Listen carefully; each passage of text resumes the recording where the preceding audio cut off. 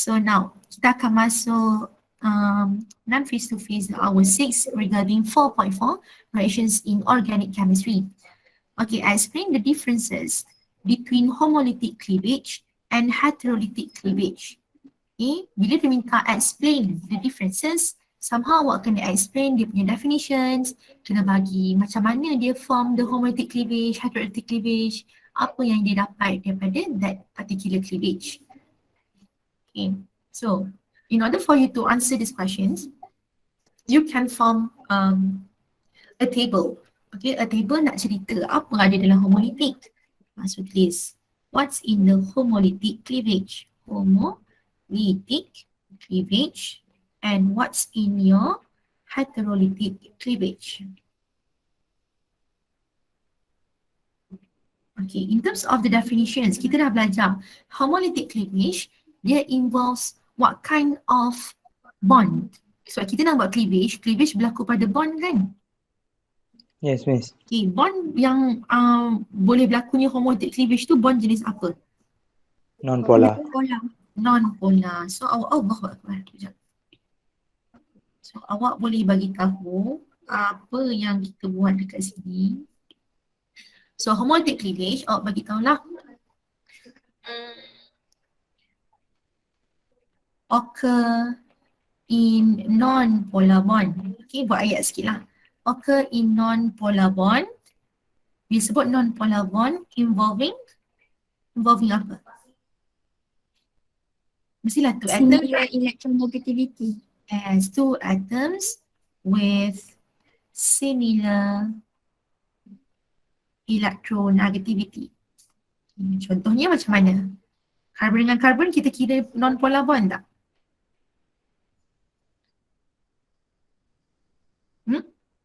Karbon dengan karbon kira non-polar ke polar bond?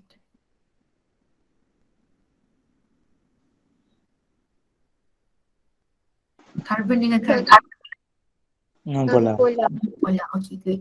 So itu untuk homolytic cleavage. What about heterolytic cleavage?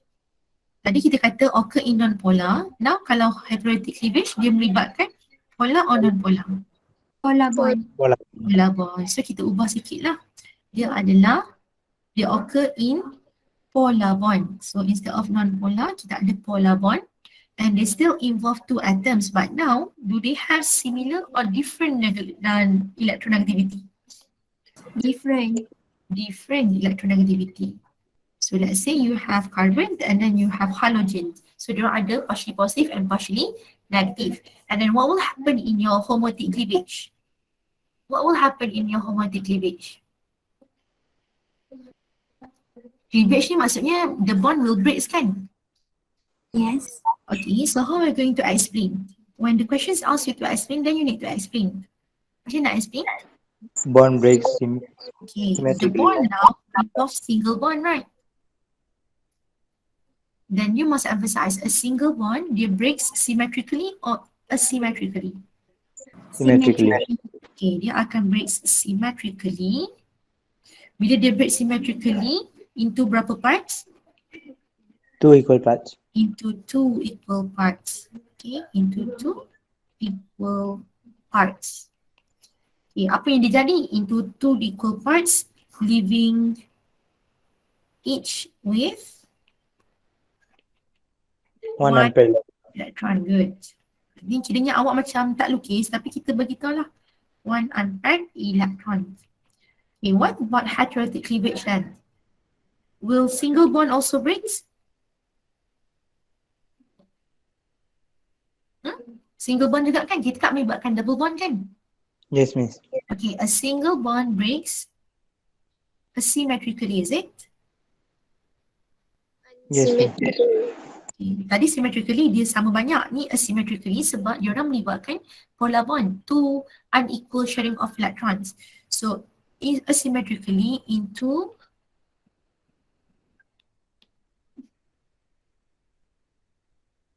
two Unequal parts. Yes, unequal parts. So bagi tahu sikit yang the bonding electrons dia akan transfer ke mana? Will be transferred to electronegative atom. Yes, will be transferred to the more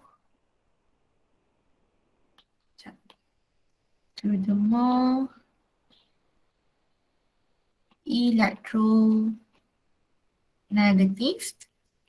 atom. Okay. So, bila kita dah buat apa benda yang dia tengah buat ni, apa yang kita akan hasilkan daripada homo and heterolytic cleavage? Homo free Free radicals. radical. Okay, good. So, daripada homolytic cleavage, kita akan form free radicals. Okay, the name of species. So, here we have free radical forms. The other one kita dapat, Cation, anion. cations and anions form. Bila dia break, salah satu akan dapat banyak elektron, so kita panggil dia anion. Okay, that's how you explain lah. Kena cerita balik apa yang dia buat. Basically definition dia, apa dia punya process. Okay, now apart from knowing this homolytic cleavage and heterolytic cleavage, awak akan dapatkan the intermediate species, right? The intermediate species kita akan dapat involving carbon. So we have carbon radicals, we have carbocation and carboanion.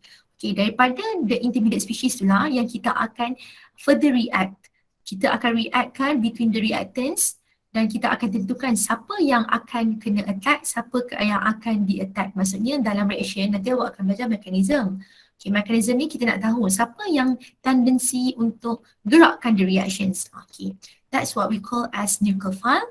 Kalau siapa yang di-attack tu maksudnya mendapat elektron, kita panggil dia electrophile. So for the second questions yang dah involve dalam reaction, they ask you to define the terms electrophile and also nucleophile.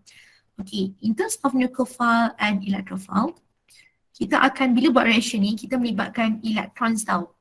Nucleophile, they loves nucleus, maksudnya they are attracted to positive charge, means they are initially electron rich or electron deficient species kalau dia tertarik pada yang lebih positif. Electron rich. Electron rich. So awak kena emphasize dulu, nucleophile is an electron rich species. Okay, tapi tak cukup takat electron rich species. Kenapa dia rich? Sebab dia nak buat reaction, dia nak buat bond. So kalau dia ada banyak elektron, dia nak donate ke dia nak accept? Donate. Yes, that can donate a pair of electron. A pair of electrons to form. Nak form apa? Bond. A bond. Kita nak buat bond sekarang bila buat reaction. Okay, kalau nucleophile electron rich species, what about electrophile? Can both become the electron rich species? No. No, dalam satu reaction kena ada satu yang memberi, ada satu yang menerima. Kalau yang memberi dia kaya. Kalau yang menerima dia miskin dari segi elektron lah. Jadi bagi tahu an electron deficient species. Kalau tadi donate, yang ni Accept. accept apa? Electron. A pair of electrons to form A nucleophile. a bond. Aim dia sama kan? Dia nak form a bond tapi satu terima, satu bagi. Okay, then you're given these molecules or sometimes ions. Okay, dia nak awak tentukan whether they are capable to become the electrophile, nucleophile or the free radical. So nucleophile, electrophile dan juga free radical ni adalah the intermediate species lah. Nucleophile ni adalah nama general dia. So kalau out of the 3 intermediate species yang kita ada, nucleophile ni kalau kaya dengan elektron, kita boleh relate dia pada carboanion, let's say, yang ada negative charge. Kalau electrophile, dia kurang elektron, maksudnya banyak positive charge, kita boleh relate dia kepada carbocation. Itu maksud dia. So for NH3 here, we have a neutral compound. So bila cakap neutral, it can be either electrophile or nucleophile.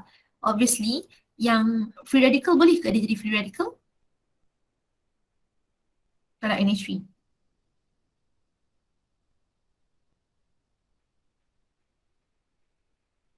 NH3 can be the radical ke?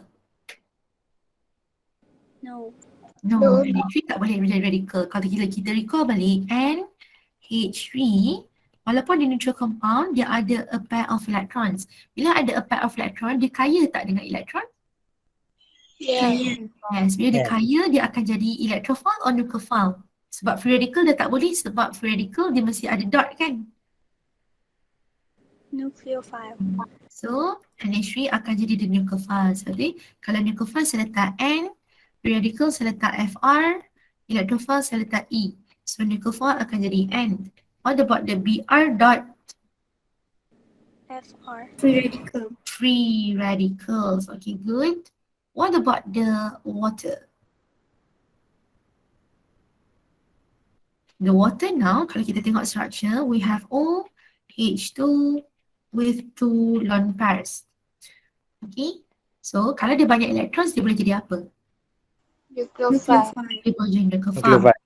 But then, since this water is a neutral molecule as well, okay, sometimes they can have other species that is much more negative than these water molecules. Maksudnya kalau dia negative charge as compared to neutral, negative charge lagi kuat.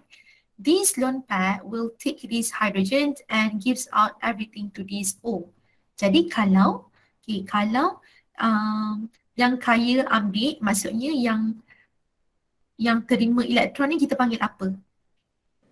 Kalau Electrophile. dia, yes. Nucleophile. Kalau dia ni yang attack ni, yang always attack adalah nucleophile. Kalau yang kena attack kita panggil Electrophile. electrophile. So boleh tak water jadi electrophile juga? Can. Okay. So water pun boleh jadi electrophile. What about NO2 plus? NO2 plus indicates they got more electrons or less electron in them. Less electron. Less electron means nucleophile, electrophile or free radical? Electrophile. Electrophile, good.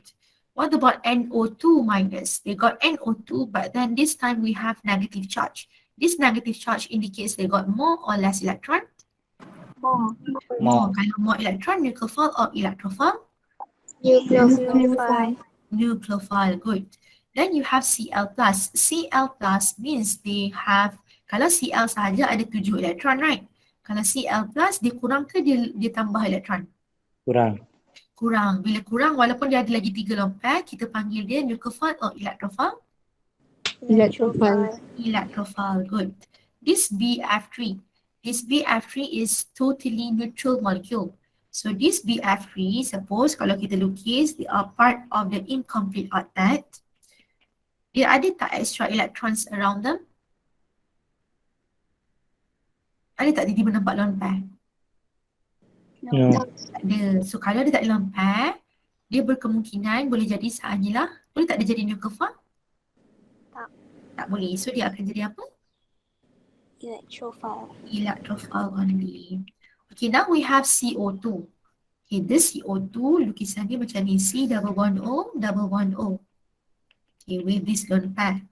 Okay, we know when we have double bond, it indicates that this double bond got more electrons, is it? Betul tak? Kalau double bond, kita kata banyak elektron. Sepatutnya diorang adalah nucleophile, betul tak? Yes. Tapi untuk double bond jadi nucleophile, dia selalunya melibatkan carbon-carbon double bond sahaja. Okay, bila awak ada carbon and also oxygen, kita akan ada part yang di mana sini lebih positif, sini lebih negatif. Okay, faham tak? Kalau macam tadi, tak ada pun dua-dua positif ke dua-dua negatif, tak ada. Benda ni tak ada sebab dia memang sama. So elektron tu akan datang daripada sini. Tetapi kalau C double bond O ni, case dia lain. Dia ada tendensi yang carbon lebih positif, oksigen lebih negatif. Jadi boleh tak kita masih kata dia orang ni kaya dengan elektron? No. No. So maksudnya, bila dia ada C double bond O, this C double bond O reactions akan take place dekat this electrophilic site.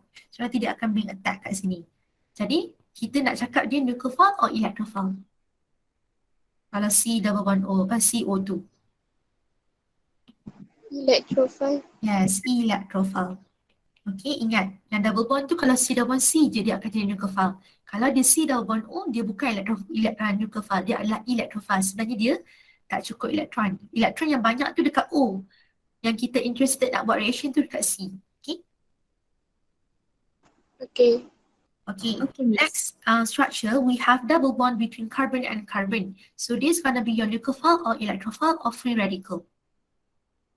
Nucleophile. Nucleophile because you got carbon-carbon double bond, and basically from this double bond lah kita akan break one of the single bond untuk attack electrophile.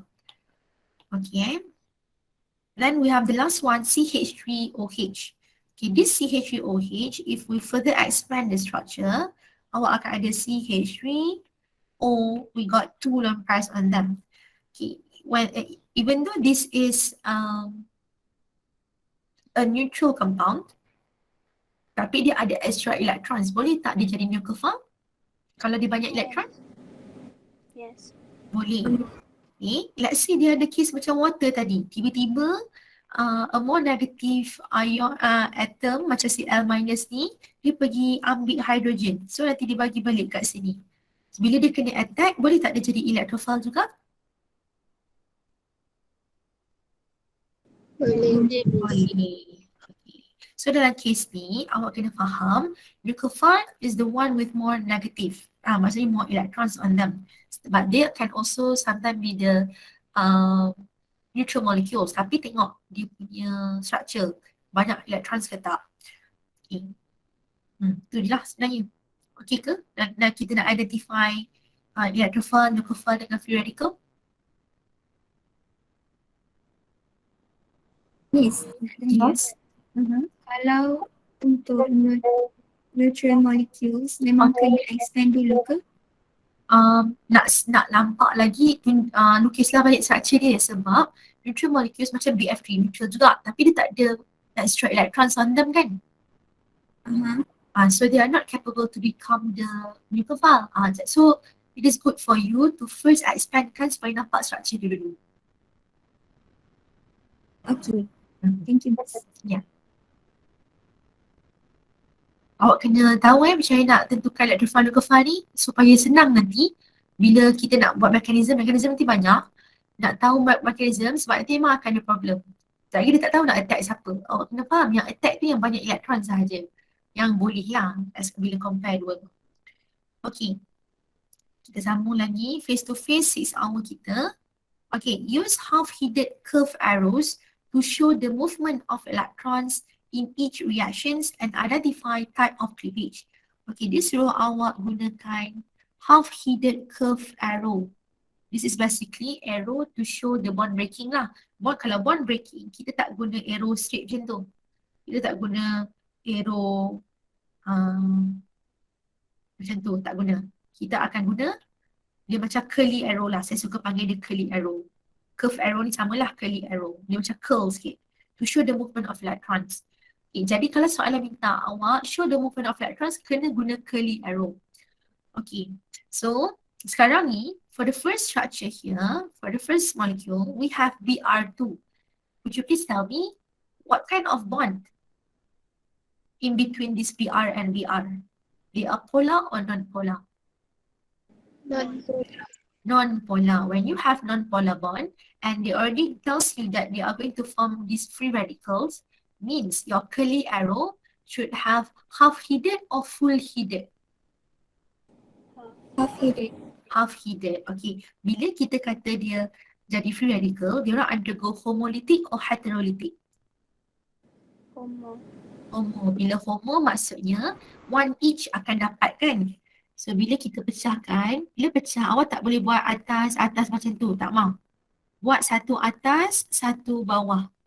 Make sure dia start daripada bond. Dia bagi satu. Indicates that they accept one unpaired electron each. Okay ke? Okay. Okay. So dia sudah tentukan identify type of cleavage for the following reactions. So, what kind of cleavage is this? Homolytic. Okay, homolytic cleavage. And then dia minta awak explain ni. Macam mana awak nak explain dia? Macam mana awak nak explain dia? Dia nak suruh explain apa? Explain the homolytic ke? Kan? Awak ceritalah yang kita cerita tadi awak. Yang ni. Awak katalah homolytic cleavage takes place when a single bond breaks symmetrically into two equal parts, leaving each bromine with one unpaired electron. Kita relatekan balik dengan contoh ni sebab dia minta awak explain kan. So saya tak explain dah kat sini. Explanations here regarding your cleavage. Bila sebut homolytic cleavage, kita cerita apa yang berlaku antara diorang dapat apa. Okay. Okay. Okay. Now, we have this one molecule. We have CH3, CH3, CH3 around them, and then we have Br. Okay, now we have this carbon is partially positive. This bromine is partially negative. Once they undergo reactions, you don't even know whether you are going to breaks the bond and gives all the electrons to Br or C. Tengok jawapan yang dia dah bagi. Awak tengok kita dapat C positif ke C negatif? Positive. Okay, bila C positif, maksudnya C yang terima elektron atau C yang bagi elektron? Bagi elektron. Bagi, maksudnya arrow ke arah C ke Br? BR. Br. Dia bagi sekarang, kita tahu when you have this cation ion and also an ion formed, you are going to involve what kind of cleavage? Heterolytic. Dia akan break symmetrically ke asymmetrically? Asymmetrically. Asymmetrically, kita akan daripada satu single bond ada dua elektron. Kalau symmetrically dapat satu each. Kalau asymmetrically, dua-dua dapat kat satu atom sahaja. Jadi arrow kita nak guna full headed or half headed? Full headed, okay? Kita akan guna full headed arrow. Sebab elektron semua pergi ke Br. Sebab tu Br ni jadi negative charge sebab dia ada extra. Instead of 7 dapat 8. Okay. Okay, Miss. Alright. So nanti kalau explanation, cerita balik lah apa yang awak buat. Okay then. For the 7th hour, okay. Arrange the following carbocation in order of increasing stability and explain. So why do you need to arrange the carbocations in order of increasing stability? So you have this intermediate species of carbocation and we know they are electron deficient species. Bila kita kata dia adalah electron deficient species, jadi kita kena, bila nak buat reactions, dia akan favor yang lebih stabil. Antara struktur-struktur yang dibagi ni, kita nak tentukan siapa yang lebih stabil. Bila dia lebih stabil, dia lagi tendency untuk dia buat reactions lagi tinggi sebab dia lagi kukuh untuk pergi attack ataupun being attack. Maksudnya bila dia kena attack, let's say sebab dia positive charge kan, dia kena attack, dia tak goyah tau. Dia kena attack, dia masih stabil. Maksudnya dia menerimalah orang yang attack tu dengan baik. Orang tu adalah siapa? Kalau kena attack, electrophile. Siapa yang attack, dia nucleophile. Okay. So, bila kita nak tengok carbocation, okay, awak akan tengok the presence of apa kalau nak tengok stability dia. Here is your carbocation. So, your carbocation hold this. How many alkyl group attached to it? Kalau carbon ni, kita akan tengok dekat mana dia punya C plus tu. Untuk the first compound here, berapa banyak alkyl group directly attached to it? 1. Tak?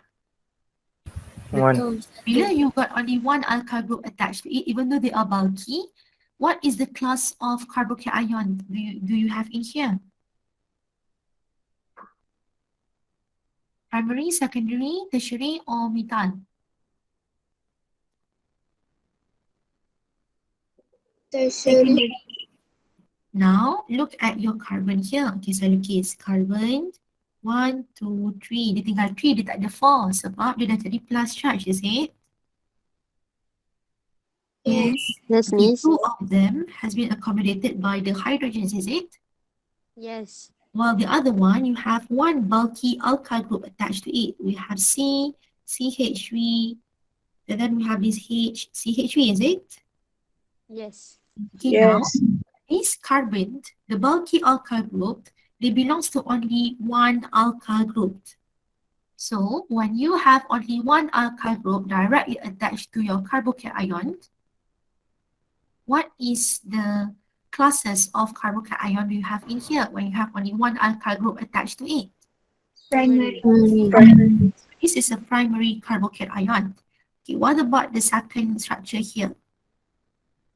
This carbocation directly attached to it, we have 1, 2, and 3 alkyl groups. So they belong to which class? Tertiary. Tertiary carbocation.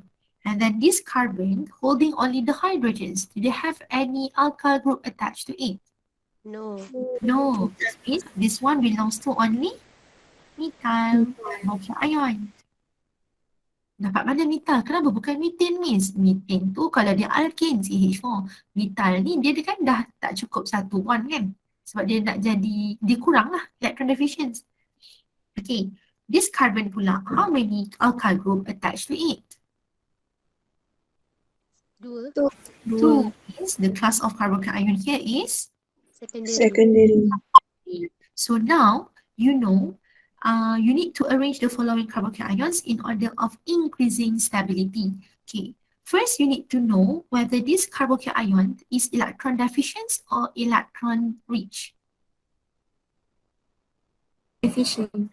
Bila electron deficient, dia lagi stabil bila dikelilingi oleh yang banyak elektron ke yang kurang elektron macam dia? Banyak. Yang banyak. Jadi kita sekarang dalam silibus awak, kita punya group yang banyak electrons datang daripada alkyl group. When you have more alkyl groups, means they brings you more electrons. When they are located around the carbocation that is electron deficient, means they are going to stabilize the carbocation even more. When they becomes more stable, their reactivity towards the reactions is much more greater. Dia akan lagi stabil untuk pergi buat reaction. Okay, jadi sekarang diminta awak buat increasing stability. Bila increasing stability, yang paling kanan sepatutnya yang paling stabil ke yang kurang stabil? Paling stabil. Yang Paling paling stabil. stabil. Bila paling stabil dalam kes carbocation, dia kan asalnya elektron sikit. Kalau dia nak stabil, dia kena banyak elektron. Siapa yang paling stabil antara methyl, primary, secondary, and tertiary? Tertiary. Tertiary. So the tertiary must be located on the far right, is it? Yes. Yes. Lepas tu, kita followed by Secondary. secondary because we have 2 alkyl group attached to it which stabilize the carbocation. Followed by Primary. primary. Lastly, Methyl. can we just leave this trend as it is? Tak bagi tahu pun. Ni arrow apa? Kita kena bagi tahu benda apa bawah ni. Stability. Okay, bagi tahu. Increasing stability of carbocation kan? Okay. Kalau awak nak buat macam ni, awak first kena define yang dia ni primary carbocation ke, tertiary, methyl or secondary. So bila awak nak explain, saya nak jawab explanations untuk jawab assignment nanti. For you to explain, you need to first bagi tahu yang selalunya lah kita letaklah structure A, B, C kan. Selalunya kita buat A, B, C, D. Better kalau awak susun ikut turutan dah. Kalau kita kata kita nak letak methyl ni A. A ikut turutan B, C, D. So awak pun define. Structure A has methyl is a methyl carbocation. Structure B is primary carbocation. Structure C secondary carbocation. Structure D tertiary carbocation. Tapi tak lengkap. Okay, awak bagi tahu pula. Awak kata structure A is a methyl carbocation because it has no alkyl group attached to it. Structure B is primary carbocation because it got one alkyl group attached to it. Structure C is a secondary carbocation because it has 2 alkyl group attached to it, while structure D has 3 alkyl group attached to it, therefore it is tertiary carbocation. Bila nak cerita, kena define dulu diorang ni apa. So saya bagi jawab point sahaja. Define your structure. Okay, define structure tu macam saya cakap tadi lah, saya tak mau tulis. Emphasize, boleh tak? Define structure, saya bagi contoh. Structure A is a methyl carboxyl ion. Sebab apa?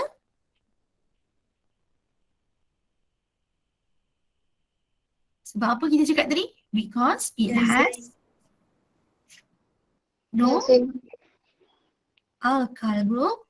Attached to it.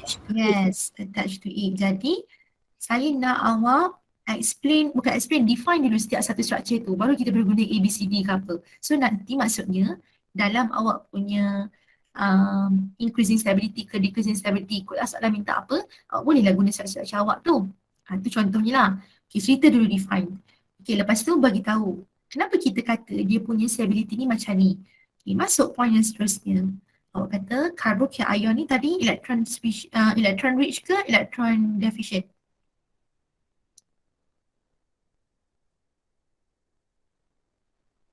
Carboxyl ion ni positive charge kan? Kaya ke miskin dengan elektron? Miskin. Is an electron deficient species, is it? Yes. Yes, lepas tu awak nak cakap apa lagi? Nak explain apa?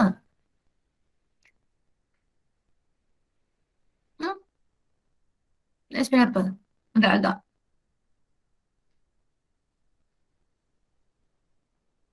Kan dia nak explain.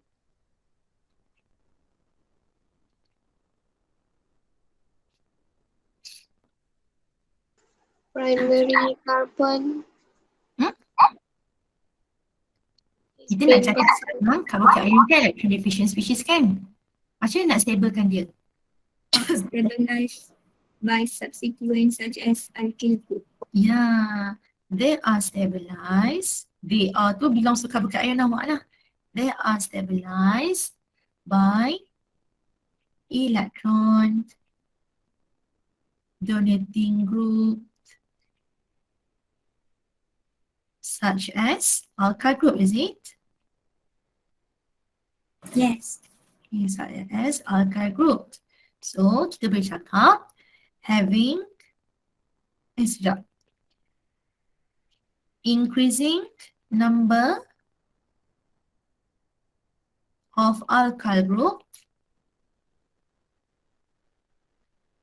will increase apa?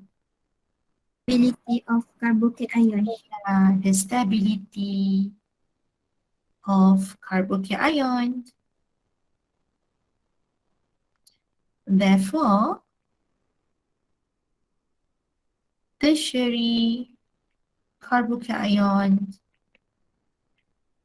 is the most stable, followed by siapa? Secondary carboxyl Secondary. ion. Secondary, primary, and methyl Methyl. is the least. Kita just emphasize lah siapa yang paling stable dengan siapa yang paling tak stable. Is the least stable. Macam tu lah bila cerita. Okay, first kena define dulu bagi orang kenal dia ni benda apa. Kalau tak nak define macam tu, bagi tahu yang dia ni methyl ke primary, secondary, tertiary. Lepas tu baru kena cerita pula kenapa kena ada this alkyl group. Bagi tahulah sebab dia orang akan affect the stability. Lepas tu bagi tahu sikit lah the macam hypothesis dia kan bawa cakap macam tu. Lastly, bagi balik conclusion.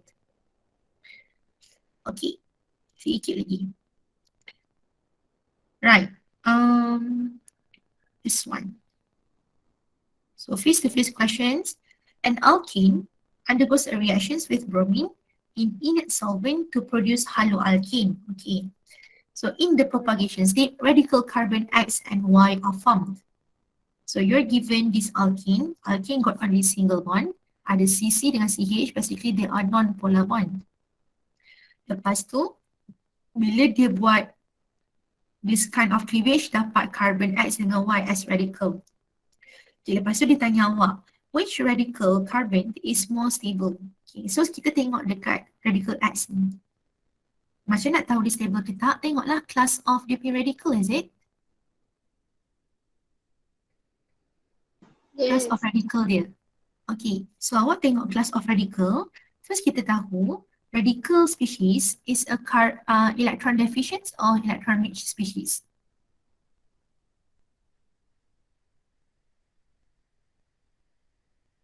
free radical is electrons rich or electron deficient? Deficient. Deficient. Bila deficient, dia sama tak trend macam carbocation tadi? Dia perlukan tak alkyl group untuk keliling dia supaya dia lagi stabil? Perlu. Perlu. So tengok radical X, ada berapa alkyl group attached to it? 3. 3. Jadi dia adalah tertiary radical, is it? Yes. Okay. What about radical Y? Ada berapa alkyl group attached to it? 1. 1. 1. So which one do you think got greater stability? Radical X or radical Y? Radical X. Okay, how are you going to explain this? Okay, bagi tahu radical X is more stable than radical Y. Sebab dia tanya kan? Radical Y. Okay, this is because